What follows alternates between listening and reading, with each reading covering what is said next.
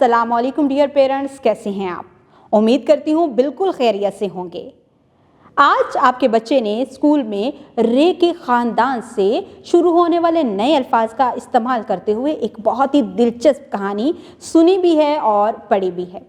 कहानी के अख्ताम पर टीचर ने बच्चों से बहुत ही दिलचस्प सवालात किए और बच्चों ने बहुत ही अच्छे तरीके से उनका जवाब दिया है। बच्चों की हौसला अफजाई के लिए टीचर ने क्लास में बहुत सारी एक्टिविटीज़ करवाई हैं। बच्चों को जोड़ से तोड़ करना भी सिखाया है।